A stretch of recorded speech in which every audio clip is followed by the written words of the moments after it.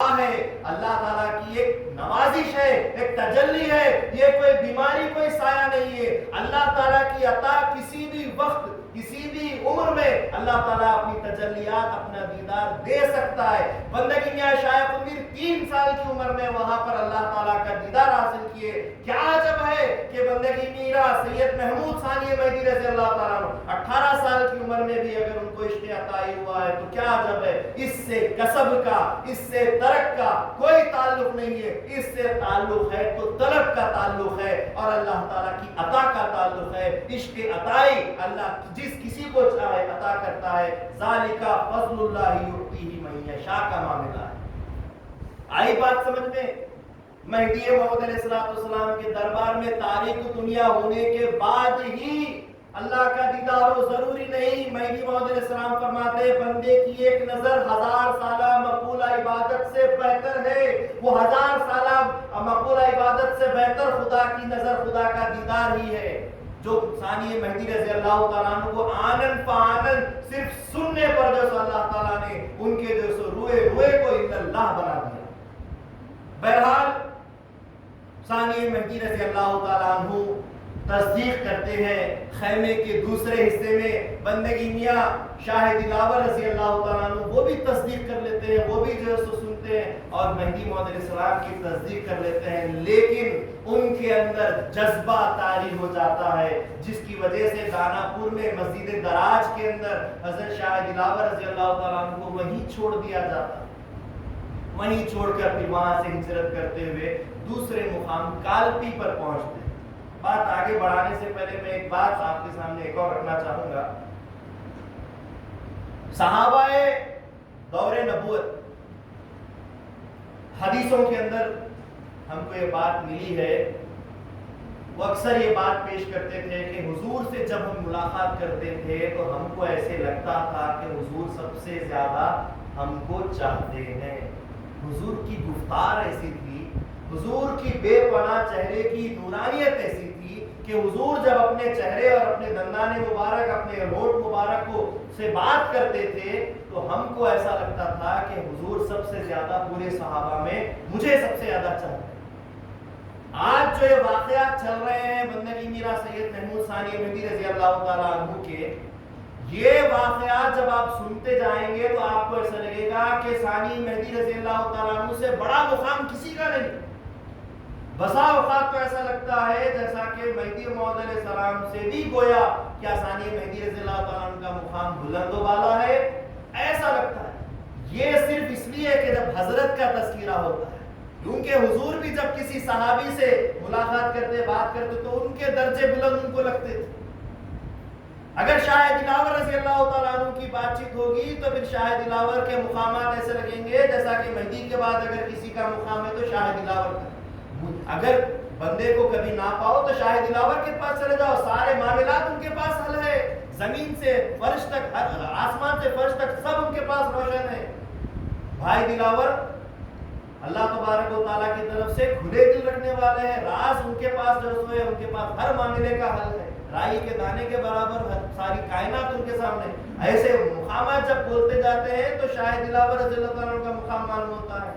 وضو کرا رہے ہیں، پانی کے قطرے گر رہے ہیں، حاضر مہدی حق کی آوازیں بوندوں میں سے سنتے ہیں، شاہ دلاور بولتے ہیں تو موعود علیہ السلام بولتے ہیں جس کو ازلی ایمان عطا ہوتا ہے، ازلی کان ہوتے ہیں، اس کو یہ چیز سنائی دیتی۔ مقام دیکھیں، جس کا تذکرہ شاہ نظام کی بات آئی تو شاہ نظام کا مقام، شاہ نعمت کا بات آئی تو شاہ نعمت، مخراج بدعت، عمر ولایت، یہ سارے مقامات جس کسی کا تذکرہ سنتے ہیں موعود علیہ السلام کی زبان مبارک سے، اس صحابی کا مقام و مرتبہ اتنا بلند لگتا ہے جیسا کہ مہدی کے بعد انہی کا مقام۔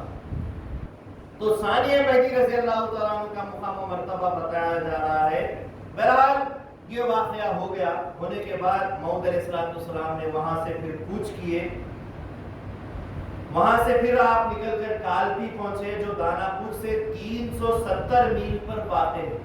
وہاں پر راستے میں ایک راجا کی بیٹی جو بیمار تھی، موعود علیہ السلام نے اسے دیکھا، پان کا پسندہ دیا، اچھی ہو گئی، بادشاہ کے پاس لگے تو کہا مسلمان کے جھوٹے سے اچھی ہوئی ہے، مسلمانوں کو دے دو۔ مسلمانوں کو دے دیا گیا، بی بی لہدادی ان کو قبول کر لیتی ہے، نہایت ہی خوبصورت تھی، موعود علیہ السلام سے اصرار کرتے ہیں کہ اس سے نکاح کر لیجئے، موعود علیہ السلام منع کرتے ہیں، لیکن بار بار بیوی کے اصرار پر نکاح کر لیتے ہیں۔ 7 دن کے بعد اس بیوی کا انتقال ہو جاتا ہے تو الہدادی رضی اللہ تعالیٰ عنہ غم میں آ جاتی ہیں کہ میں نے ضد کر کے موعود علیہ السلام کو یہ لڑکی دی تھی کہ نکاح میں قبول کرے، لیکن مجھے کیا پتا تھا کہ صدمہ ہو جائے گا کہ 7 دن کے بعد یہ بچی کا انتقال ہو جائے گا، لڑکی کا انتقال ہو جائے گا۔ تو موعود علیہ السلام فرماتے ہیں ایسی کوئی بات نہیں، بندے کو پہلے سے پتا تھا کہ اس کا وقت نزدیک ہے، لیکن تمہاری اس ضد کی وجہ سے یہ شرف ہو گیا کہ وہ عام لڑکی عام صحابی بن کے صحابیہ بن کے نہیں گئی بلکہ مہدی کی بیوی بن کر گئی۔ اللہ تعالیٰ نے اس کو قبول کر لیا ہے۔ بہرحال یہ ایک مقام مصدقوں کی ماں بن کر گئی، مہدی کی بیوی بن کر گئی، یہ مقام اللہ تعالیٰ نے اس کو دے دیا، تمہاری ضد کی وجہ سے وہ بھی پار ہو۔ پھر وہاں سے مہدی موعود علیہ السلام نکلے، مالوا کے شہر چندیری پہنچے، وہاں چند دن کا قیام کیا جو کالپی سے 160 میل کر فاصلے پر ہے۔ وہاں پر قیام کیا تو وہاں کے لوگ جوق در جوق بیان سن کر ایمان لانے لگے، لیکن وہاں کے حاکم اور امیر آپ سے دشمنی کر بیٹھے، موعود علیہ السلام کی سخت مخالفت کرنے لگے، یہاں تک کہ اخراج پر مجبور کر دیا۔ تو مہدی موعود علیہ السلام 1 میل کے فاصلے پر جا کر بیٹھ جاتے ہیں۔ رات کے وقت کیا دیکھتے ہیں کہ مہدی موعود علیہ السلام فرماتے ہیں اللہ تعالیٰ حق کو حق اور ناحق کو ناحق کر دے گا۔ رات میں اچانک شور ہوا، دیکھے تو کیا پورا چندیری آگ میں جل رہا تھا۔ وہ جو امیر زادے تھے وہ کھا پی کر ایک دوسرے سے لڑ پڑتے ہیں، اور یہاں تک کہ خون و غارت بھی ایسی ہوتی ہے کہ پورے شہر کو آگ لگ جاتی ہے۔ مہدی موعود علیہ السلام کو اللہ والوں کو جو تکلیف دیتا ہے وہ در حقیقت خود کی تکلیف وہاں پر پیدا کرتا ہے، خود کو تکلیف دیتا ہے۔ بہرحال وہاں سے نکل کر پھر مہدی موعود علیہ السلام چاپانیے پہنچتے ہیں جو ہجرت کا 4تھا مقام ہے۔ وہاں پر پھر مہدی موعود علیہ السلام 18 مہینوں کا قیام کیا، 18 مہینے یعنی 1.5 سال رہے۔ 891 ہجری میں وہاں پہنچے جو چندیری سے 300 میل کا فاصلے پر ہے۔ چاپانے شریف پہنچے، وہاں پہنچنے کے بعد سلیم خان کی مسجد میں شاہ نظام رضی اللہ تعالیٰ عنہ آئے ہوئے تھے، تو سلیم خان ملنے کے لیے موعود علیہ السلام سے گئے، متاثر ہوئے، واپس آئے، شاہ نظام سے کہا کہ چلو جس کا انتظار تھا تمہیں وہ ہستی یہاں موجود ہے۔ گئے شاہ نظام رضی اللہ تعالیٰ عنہ، اور اسی وقت جو ہے سو وہ بھی بال بال الا اللہ ہو گئے، ان کو ذکر خفی کی تعلیم دی، ہوش میں آیا، انہوں نے بھی تصدیق کر لی۔ کتنے مل گئے خلفاء میں سے؟ ثانی مہدی رضی اللہ تعالیٰ عنہ ساتھ ہی چل رہے ہیں، پہلے خلیف اور شاہ دلاور رضی اللہ تعالیٰ عنہ بھی مل چکے تھے، ساتھ ہی دونوں نے ایک ساتھ تصدیق کی۔ اب ایک اور خلیفے بڑے خلیفوں میں سے شاہ نظام رضی اللہ تعالیٰ عنہ بھی مل جاتے ہیں، اور چاپنیے کے ہی مقام پر بی بی لہدادی رضی اللہ تعالیٰ عنہ کو ایک فرزند عطا ہوتے ہیں، بندگی میرا سید اجمل۔ اور پھر 3 مہینے کے بعد بی بی لہدادی رضی اللہ تعالیٰ عنہ کی 36 سال کی عمر میں رحلت ہو جاتی ہے۔ حضرت مہدی موعود علیہ السلام ان کی تجہیز کرتے ہیں اور ایک مینار کی مسجد میں لے جا کر وہاں نماز جنازہ پڑھاتے ہیں، اور مشرق کی سمت ڈونگری پہاڑی کے دامن میں آپ کو سپرد خاک کرتے ہیں۔